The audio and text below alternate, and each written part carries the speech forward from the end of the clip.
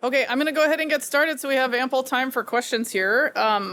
Thanks so much for coming. My name is Jackie Brady. I'm an associate professor at Oregon Health and Science University in Portland, Oregon. And I'm here to talk to you about the clinical trial update for the BEAR ACL repair and my 3-year experience with it in the real world. So first, what is this thing? How does it work? For anybody who's unfamiliar with it, I'm just going to provide a brief overview. It is designed to restore the native ACL. And this is really disruptive technology in the best of ways. A lot of you, I'm sure, are very familiar with Martha Murray and her work. Dr. Martha Murray was at Boston Children's, and she spent decades bringing this thing to market. And it is a decellularized type 1 bovine collagen. She tried PRP, that didn't do the trick. She tried a collagen scaffold alone, that didn't do the trick. And so if you take collagen and you soak it in the patient's autologous blood, the bovine collagen in particular has great platelet inhibition properties, adhesion properties to preserve the fibrin clot that's going to allow that ligament to heal. This is what we think is what the MCL has that the ACL doesn't, is the fibrin clot that gets degraded by the synovial enzymes. So it represents the first technology to clinically demonstrate ACL restoration. It's the first innovative treatment for ACL tears in decades. And it's the first de novo in sports medicine FDA approval, which is huge. So kudos to Dr. Murray for this technology. And again, very potentially disruptive in all the best ways. So it addresses all the challenges with the ACL. Biologically, we talked about the fibrin platelet clot. It bridges the gap between the torn ACL and its origin while it's healing. It resists the synovial enzyme degradation of that fibrin clot and facilitates the body's own healing response. By 8 weeks post-op, we expect it to be gone and replaced by the body's native cells and blood vessels. Anatomically, the tibial remnant sutures redirect that torn ACL to its home, bring it back to its origin, restore that anatomy. And then biomechanically, the cinch sutures or the bracing sutures protect it and reinforce it while it's healing. I had the pleasure of going to Stanford and doing a lab with Seth Sherman, and we dissected the specimen afterward. And this was very reassuring to me because anybody who's done a BEAR surgery finds that the soaking of the collagen implant, the hydration of the implant, renders it soft. And so as it's going in, I found myself sort of uncertain what was happening after that. And it really does coat the top of the ACL in the notch. We were able to dissect it and demonstrate it. And that was reassuring to me that it really did stick to the ACL and stay where we wanted it to go. So indications for use. This is hot off the press. The FDA just updated these for us. It is indicated for adults, adolescents, and children with a complete or partial rupture. So the partial one is the new indication. And we all know that partial ruptures can render an ACL incompetent. And so this is important. You have to have an ACL remnant to suture to. And if you have open physes, you don't want to hurt those physes with your repair. I'm co-PI of the Bridge Registry, which is the prospective cohort with some retrospective inclusion as we started the study. We looked back and grabbed as many patients as we could. And the goal is to follow these patients as a cohort to study real-world use of this implant. And so the investigators are not required to adhere to the original surgical technique, which you might remember is Ethibond sutures that are placed anterior to the footprint that are expected to break as you regain flexion of the knee. And Vicryl suture in the tibial stump, redirecting that ACL remnant to its origin. We are not beholden to that. Notably, on that FDA indications for use, the 50-day cutoff that you might be familiar with is absent. So that's also new data. We've been updated by the FDA to drop that and focus instead on tissue quality. And so you want to capture that acute inflammation if you can, but you can still leave the door open if your tissue is good, if you have good quality tissue, to try the BEAR repair. So at the time of the data poll, at this current time, we have 9 sites enrolling with 240 patients and counting. 190 of them have reached a year. 137 of them have reached 2 years. And so we're continuing to enroll and study these patients as we go. But we analyzed the data on the first 100 patients to reach 1-year follow-up. Unfortunately, 4 of those subjects exited early, so the denominator is 96, not quite as round a number, but still gave us some good information. Many of them are retrospective. As I said, as we started the study, we tried to reach back and grab any patients that were doing their postoperative follow-up that we could include in the study. We had an even enrollment across the 6 sites that were participating at the time. And you can see the demographics here. So 42% were in the 18 to 39-year-old range. We had more females than males. They were mostly proximal tears with some mid-substance and one distal tear. You can see that mean 45.5 days from injury to surgery. The max was 154, and so we were not beholden to that time point, but the minimum was 8 days. That's great. It feels like we almost need a fracture care model of sort of urgency to get them to our clinic to really make these timelines that we have in mind. This is being a little slow. Bear with me. There we go. So in those first 100 or 96, the overall reoperation rate was 8.4%. And that included only 2 re-tears, so 2% re-tear rate. You guys might remember that the BEAR 2 study, a lot of people drew questions about that 14% failure rate or re-tear rate. In this group, at 1 year, we had a 17-year-old and a 15-year-old re-tear, one at 14 months, one at 23 months. And so no early re-tears, that's reassuring. 1 contralateral tear, that's consistent with the data. 4 had meniscus injuries that required further surgery, and then 4 people needed other surgeries for stiffness and or suture removal. 100% had a normal Lockman as defined by 0 to 5 millimeters. Importantly, this is not a KT1000 measurement, but we tried to quantify whether this is a sort of a tight exam or a loose exam. And I found myself with this retrospective cohort wanting the contralateral leg for comparison. In the retrospective group, we didn't have it. And so as we pull the 2-year data, we're going to be looking for that. Because I think, like in my population, I have a lot of patients with Ehlers-Danlos syndrome. Those people often have a 3 to 5 millimeter Lockman at baseline. And so I think that comparison would be a pretty normal ACL. But is that asymmetric or not? That's what we need to know. The firm endpoint was there in 94%. Pivot shift was negative at 90%. It was a glide at 8.2 and a grade 2 positive pivot in 1.4. The PROs, again, we don't have a lot of baseline comparison because of the retrospective nature of this, but you can see they indicate a functional knee. That psychological readiness to return to sport, the RSI, you can see that's not perfect, but hopefully trending upward as we pull that 2-year data. This is only 1-year data. Remember, a lot of sports athletes take a while to get back to their cutting and jumping sports.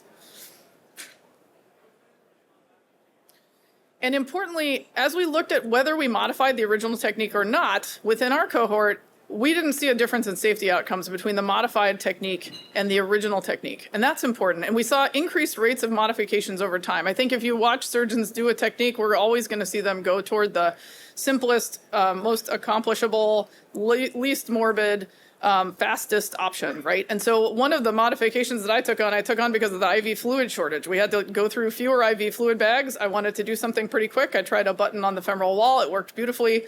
And so now I'm kind of sticking with that when I can get it.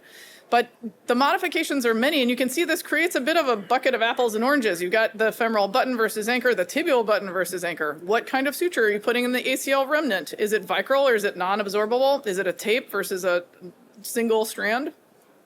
Are you doing the originally described Bunnell technique where it's sort of mattressing back and forth? Are you doing luggage tags? Are you doing something else?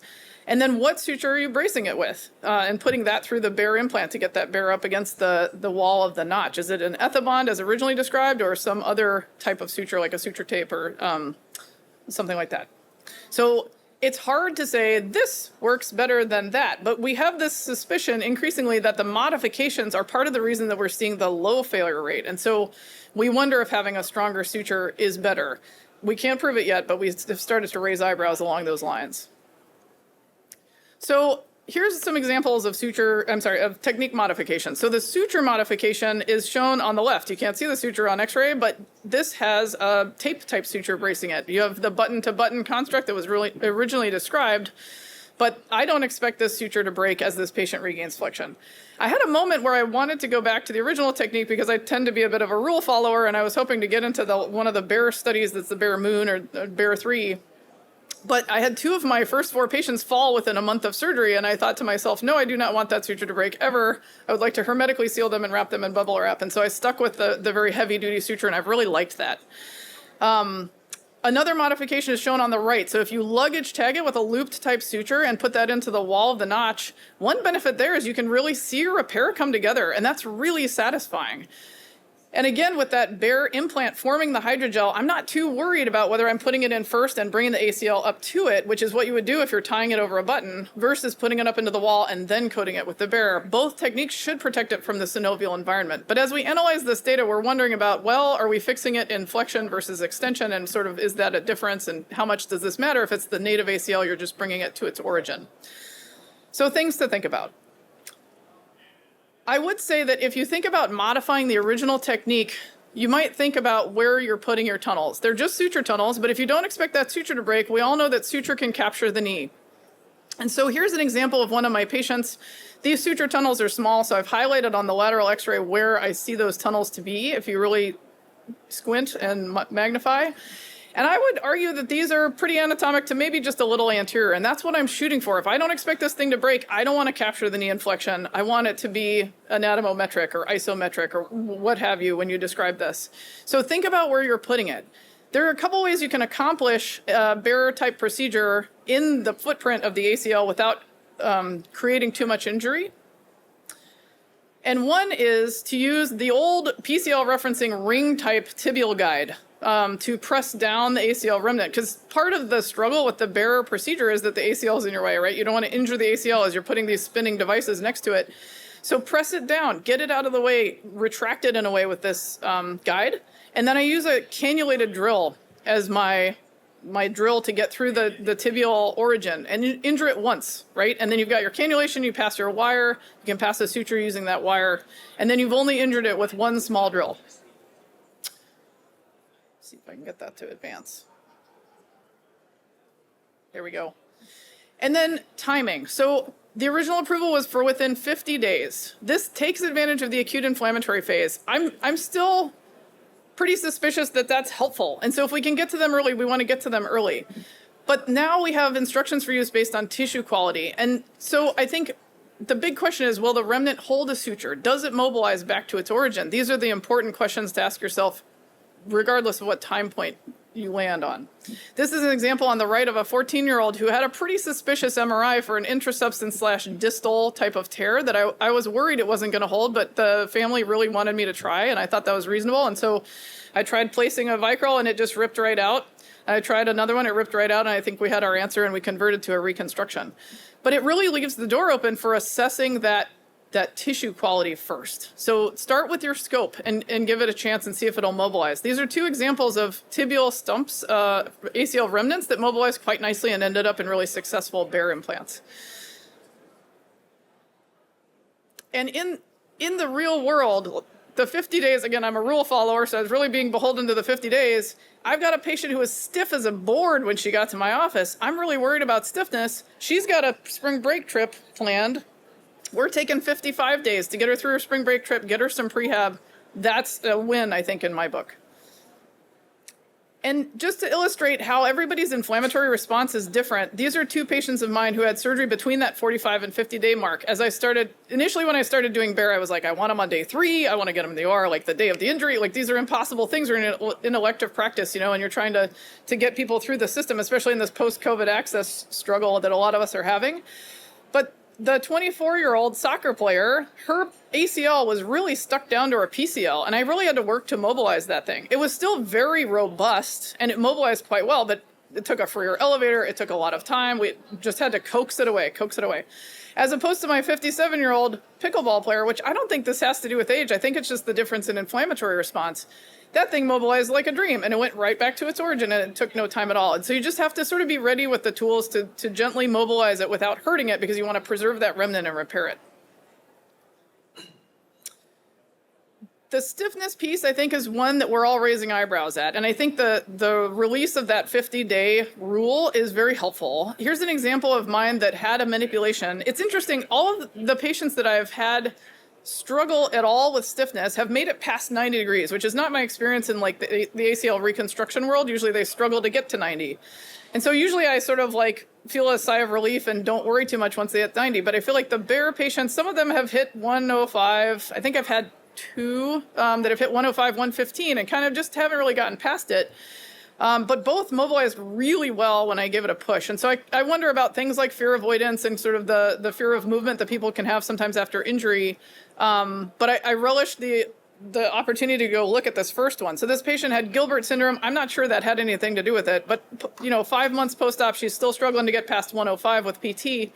And so I went in and I scoped it. I got a lot of adhesions out of the suprapatellar pouch, and I manipulated her without really releasing retinaculum, having to do a whole lot of aggressive releases to regain that flexion. And she bent really nicely to 140. And if there's any upside of stiffness, it's stability. And so she's been doing great since then. It just took an extra procedure. So here's what that looked like. I was a little reluctant to beat up the repaired ACL, getting too close to it. But you can see those blood vessels. This is a well-vascularized ACL at this point, healed. Let's see if I can get this to... There we go. And then just a word about the PT protocol. I think one of the things that was perhaps jarring to the PTs when this was first rolled out is the very big difference between trying to protect a repaired ACL versus mobilize a reconstructed ACL. And so just know that it's partial weight bearing. It's restricted motion at first. We have updated this protocol once already to make it more aggressive, to allow people to weight bear sooner and to get motion more aggressively. I think you'll probably see that continue to increase as our technology improves, as we start to accept these modifications that are stronger protectors of our repaired ACL. But stay tuned for more on that because we're continuing to study it.